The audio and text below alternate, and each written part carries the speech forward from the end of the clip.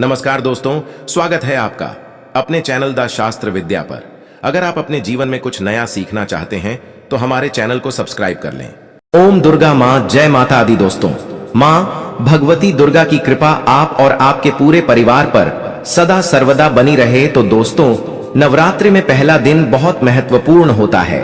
आज के दिन हम माँ भगवती दुर्गा की स्थापना अपने घर में करते हैं। घर के ईशान कोण में चौकी स्थापना करके मां दुर्गा को स्थापित करके हम कलश की स्थापना करते हैं, अखंड दीपक प्रज्वलित करते हैं, मां का आवाहन करते हैं। तो प्रथम दिन बहुत महत्वपूर्ण होता है, मां भगवती दुर्गा के स्वागत का दिन होता है। और शास्त्रों के अनुसार अगर हम नवरात्रि के पहले दिन कुछ विशेष कार्य कर लेते हैं तो इससे मां बहुत ही शीघ्र प्रसन्न हो जाती है और फिर हमारी जो भी पूजा होती है, प्रार्थना होती है, मां उसे बहुत शीघ्र स्वीकार करती है और हमारे जीवन में आने वाली समस्त बाधाओं को दूर करती है, समस्त कामनाओं को पूर्ण करती हैं। तो आज की वीडियो में हम आपसे बात करने वाला हूं कि नवरात्रि के पहले दिन हमेशा क्या करें जिससे कि मां की कृपा हमें बहुत शीघ्र मिल जाए और हमारे जीवन में सुख, समृद्धि, धन, वैभव की प्राप्ति हो, संतान की प्राप्ति हो, या फिर अगर किसी भी विशेष कामना से अपनी मां की पूजा आराधना कर रहे हैं, कोई भी आपकी ऐसी कामना है जो चाहते हैं कि मां शीघ्र ही पूर्ण कर दे, तो नवरात्रि के दिन मां को शीघ्र प्रसन्न करने के लिए आपको इन 9 बातों का ध्यान जरूर रखना चाहिए। तो वीडियो को पूरा जरूर देख लीजिए और अगर आपको आज की वीडियो अच्छी लगे तो लाइक भी कीजिए, शेयर भी कीजिए फैमिली फ्रेंड्स के साथ। और चैनल पर पहली बार आए हैं, अगर अभी तक आपने हमारे चैनल को सब्सक्राइब नहीं किया है तो चैनल को सब्सक्राइब करके बेल को जरूर प्रेस कर लीजिए। इससे यह होगा कि इस तरह की सभी वीडियो के नोटिफिकेशन आपको सही समय पर प्राप्त हो जाएगा। बात करें कि नवरात्रि के पहले दिन हमें पहला कार्य करना चाहिए कि घर की छत पर आज हमें झंडा जरूर लगाना चाहिए। झंडा मतलब ध्वजा, लाल रंग का त्रिकोण झंडा होता है और उसके ऊपर बना हुआ हो जय माता दी लिखा हुआ हो। ये मार्केट में बहुत आसानी से मिल जाते हैं, नहीं तो आप घर पर भी स्वयं से बना सकते हैं। तो एक झंडा त्रिकोण आप लेकर मां को पहले दिन उनके चरणों में अर्पित कीजिए। जब पूजा कर रहे हैं सुबह, तो उसके बाद पूजा के बाद वह झंडा अपने घर की छत पर लगा दीजिए। इस झंडे को घर के ईशान कोण में यानी कि उत्तर पूर्व के कोने पर, अगर वहां पर जगह ना हो तो आप उत्तर दिशा में इस झंडे को लगा सकते हैं, जहां भी आप ये ध्वजा लगाते हैं। इसके साथ आप ध्यान रखें कि आप वहां पर एक दीपक जरूर प्रज्वलित करें। झंडा लगाते समय इससे क्या होगा, इससे यश की वृद्धि होती है। देखिए, जब हम झंडा अपने घर पर लगाते हैं जो कि हमेशा लहराता रहता है, तो यह इस बात का सूचक है झंडा कि आपको जीवन में सफलता की प्राप्ति होगी, यश की प्राप्ति होगी, मान प्रतिष्ठा की प्राप्ति होगी, समस्त प्रकार के सुखों की प्राप्ति होगी। मान सम्मान, यश प्रतिष्ठा, धन की वृद्धि, सुख समृद्धि, सभी प्रकार की जो चीजें हैं वह प्राप्त हो जाती है। ऐसे लहराता हुआ झंडा आपके घर पर शुद्धता की सूचना है। इसलिए आज नवरात्रि के पहले दिन आज आपको अपने घर के ईशान कोण में एक लाल रंग का झंडा जरूर लगाना चाहिए। अगला जो कार्य है नवरात्रि में पहले दिन आपको जरूर करना है, वो है घर के मुख्य द्वार पर तोरण लगाना। तोरण क्या होता है? देखिए, आम के पत्ते लीजिए। जब हम पंचपल्लव के लिए भी आम का पत्ता लेते हैं, वहीं आम का पत्ता चाहिए हमें और थोड़ा सा अधिक मात्रा में आप लेकर आइए। उसे साफ धो लीजिए। धोने के बाद उस पत्ते के ऊपर आपको श्री लिखना, पत्ते पर आपसी में लिखे, और जितना भी बड़ा आपका मुख्य द्वार हो उसके अनुसार एक धागा लेकर, और लाल धागा ले सकते हैं, पीला धागा ले सकते हैं, इस प्रकार से किसी भी रंग का धागा लेकर आप इन सभी पत्तों को एक माला के स्वरूप में बना लीजिए और उसके बाद यह अपने घर के मुख्य द्वार पर लगा दीजिए। श्री पत्तों पर कुमकुम से लिख दीजिए या हल्दी से लिख दीजिए, इसी लगा दीजिए। इससे क्या होगा कि जब भी आप किसी दरवाजे पर कहीं तोरण लगा हुआ देखते हैं, आपको क्या लगता है? पहले ही सूचना में यह लगता है कि इस घर में कोई शुभ या मांगलिक कार्य हुआ है।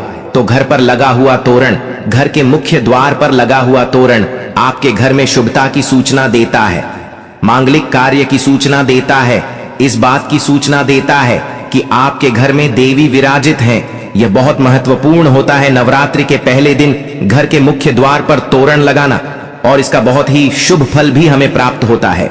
अगला जो कार्य है, तीसरा कार्य जो हमें नवरात्रि में जरूर करना चाहिए, वह अखंड दीपक प्रज्वलित करना।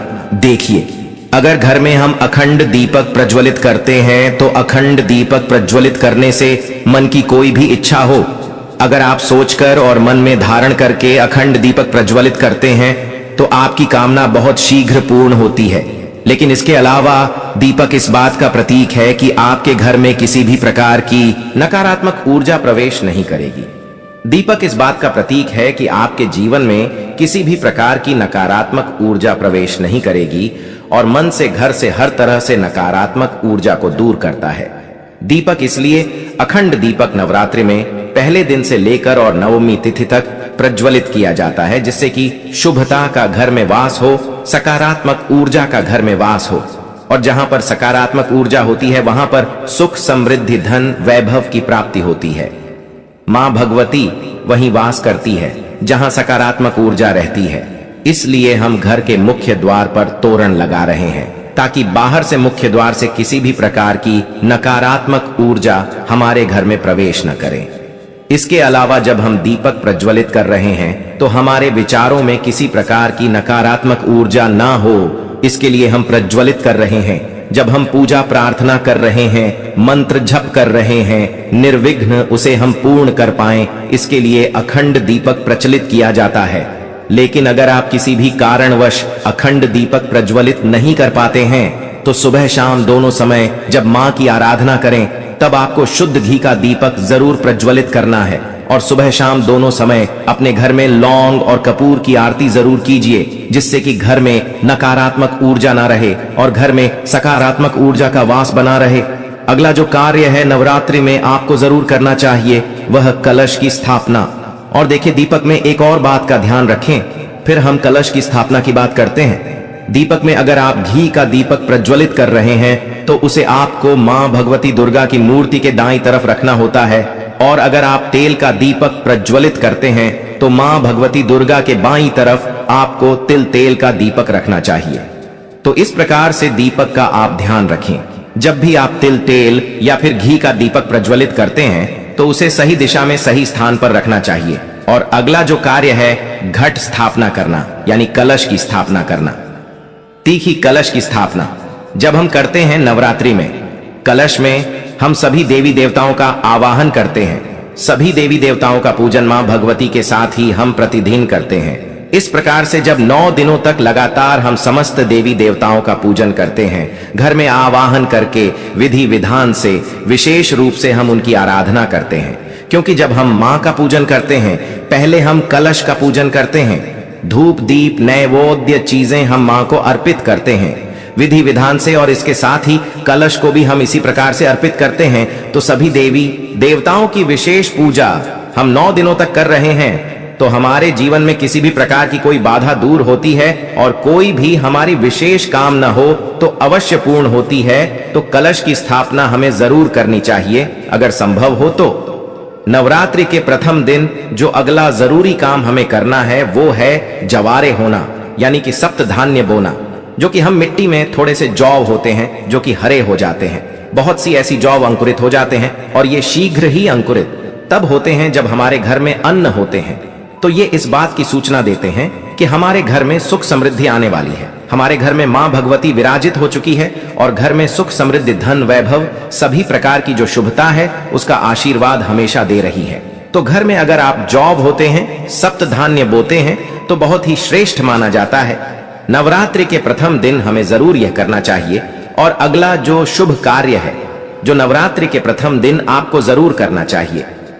वैसे तो बहुत से भक्त नवरात्रि के पूरे 9 दिनों तक व्रत धारण करते हैं। बहुत से भक्त जल पीकर या फिर फलाहार के द्वारा इस व्रत को धारण करते हैं। लेकिन अगर आप पूरे नवरात्रि व्रत धारण नहीं करते हैं तो नवरात्रि के प्रथम दिन आपको व्रत धारण जरूर करना चाहिए। नवरात्रि के प्रथम दिन और अंतिम दिन यानी नवमी तिथि पर, यह अष्टमी तिथि पर आपको व्रत जरूर करना चाहिए। तो प्रथम दिन बहुत महत्वपूर्ण है। मां भगवती दुर्गा की आराधना करते हैं, विधि विधान से उनका आभार करके पूजन कर रहे हैं। तो प्रथम दिन आपको व्रत जरूर करना चाहिए और संभव हो तो पूरे नवरात्र व्रत करना चाहिए। पूरे नवरात्र जब हम व्रत करते हैं, मां की पूजा आराधना करते हैं, सात्विकता के साथ मां की आराधना करते हैं तो मां शीघ्र ही प्रसन्न होती है। लेकिन व्रत भी धारण करें। जब आप स्वस्थ हों पूर्ण रूप से अगर आप स्वस्थ नहीं हो, व्रत रखने में असमर्थ हो, तो सिर्फ आप शुद्ध सात्विक भोजन यानी कि बिना लहसुन प्याज का भोजन लेकर मां की आराधना सुबह शाम करें, तो सच्चे मन से भक्ति भाव से हम मां की आराधना करते हैं तो मां शीघ्र ही प्रसन्न होती हैं। अगर व्रत धारण की रखने की अगर आपकी शक्ति या सामर्थ्य शारीरिक रूप से नहीं है तो आपको व्रत नहीं रखना चाहिए, लेकिन अगर संभव हो तो पहले दिन फलाहार के द्वारा व्रत धारण जरूर कीजिए। अगला जो जरूरी कार्य है जो नवरात्रि में आपको जरूर करना है, घर के मुख्य द्वार पर दोनों तरफ स्वास्तिक का चिन्ह जरूर बनाएंगे। स्वास्तिक क्यों बनाना चाहिए? देखिए, मैं आपको लगभग कम अक्सर में ही इस वीडियो में बताता हूं कि घर के मुख्य द्वार पर जब हम किसी शुभ दिन पर या किसी शुभ तिथि पर, किसी शुभ त्योहार पर हम जब कोई इस स्वास्तिक बनाते हैं घर के मुख्य द्वार पर, तो ये इस बात की सूचना है कि हम मां भगवती का स्वागत कर रहे हैं अपने घर में, मां लक्ष्मी का स्वागत कर रहे हैं, मां लक्ष्मी हमारे घर में विराजित हो रही हैं। तो इसलिए मां का स्वागत के लिए मुख्य द्वार के दोनों तरफ आपको हल्दी या फिर कुमकुम के द्वारा स्वास्तिक बनाना चाहिए। और न सिर्फ आप स्वास्तिक बनाएं, बल्कि जब स्वास्तिक बना लेते हैं दोनों तरफ, तो उसके बाद आपको स्वास्तिक का पूजन भी कीजिए, जैसे कि धूप दीप अक्षत और जल थोड़ा सा गिराकर, और उस स्वास्तिक का पूजन कीजिए मां भगवती का रूप मानकर। इस स्वास्तिक का जब हम पूजन करते हैं तो स्थायी रूप से मां लक्ष्मी का वास हमारे घर में होता है, तो जरूर आपको इस बात का ध्यान रखना है। और नौवां जो सबसे जरूरी काम है जो हमें सुबह जरूर करना है, स्नान इत्यादि करने के बाद नवरात्रि के प्रथम दिन, और आप प्रतिदिन भी कर सकते हैं, लेकिन प्रथम दिन विशेष रूप से अनिवार्य है यह काम कि घर में आप गंगा जल का, शुद्ध गंगा जल का छिड़काव कीजिए। गंगा जल न हो तो आप शुद्ध जल भी अभिमंत्रित करके, जैसे मां भगवती के पास अब थोड़ी देर तक उस जल को रख दीजिए। उसके बाद आप जैसे मंत्र जप वगैरह करते हैं, विधि विधान से पूजा करते हैं, तो वह जल अभिमंत्रित हो जाता है। उस जल के द्वारा पूरे घर में, घर के कोने कोने में, मुख्य द्वार से लेकर हर तरफ उस जल का छिड़काव कीजिए, जिससे कि घर में सकारात्मक ऊर्जा का वास हो। और जो भी हम मंत्र जाप कर रहे हैं, अनुष्ठान कर रहे हैं, मां की आराधना कर रहे हैं, उसमें किसी प्रकार की कोई बाधा ना आए, इसके लिए घर से नकारात्मक ऊर्जा का दूर होना अत्यंत ही आवश्यक है। और घर में सकारात्मक ऊर्जा जितनी अधिक रहेगी, उतना अधिक समय तक, उतनी अधिक सच्चे मन से हम मां की आराधना कर पाएंगे। नकारात्मक ऊर्जा की वजह से हमारी पूजा में, हमारी प्रार्थना में, मंत्र जप में बाधाएं आती हैं। इसलिए इन बाधाओं को दूर करने के लिए नवरात्रि के प्रथम दिन यह नियम बनाए गए हैं कि अगर हम विधि विधान से इन 9 नियमों का पाठ नवरात्रि के पहले दिन कर लेते हैं, तो पूरे नवरात्रि हम मां की आराधना निर्विघ्न कर पाते हैं। और इस प्रकार से जब हम मां की आराधना करते हैं निर्विघ्न भाव से, मतलब किसी प्रकार की कोई बाधा ना आए आपकी पूजा में, मंत्र जाप में और अनुष्ठान में, तो आपकी पूजा संपन्न होती है अच्छे से और सफलता की भी प्राप्ति होती है। तभी जब हमारी पूजा अच्छे से संपन्न होगी, तभी हमें मां का आशीर्वाद भी प्राप्त होता है। इसलिए बहुत आवश्यक है इन नियमों का पालन नवरात्रि के प्रथम दिन करना। आशा करता हूं आज की वीडियो आपके लिए अवश्य उपयोगी होगी। और आज की वीडियो अगर आपको अच्छी लगी हो तो लाइक जरूर कर दीजिए, शेयर कर दीजिए फैमिली फ्रेंड्स के साथ। और चैनल पर पहली बार आए हैं, अगर अभी तक आप मेरे चैनल को सब्सक्राइब नहीं किया है तो चैनल को सब्सक्राइब जरूर कर लीजिए। और दोस्तों, हमारे द्वारा दी गई जानकारी शास्त्रों में वर्णित और बिल्कुल सटीक रूप से आपको प्रदान की जाती है। और प्रिय भक्तों, पूजा पाठ और नवरात्रि के संबंधित आपके मन में कोई भी सवाल हो तो हमें कमेंट बॉक्स में जरूर लिखें। धन्यवाद।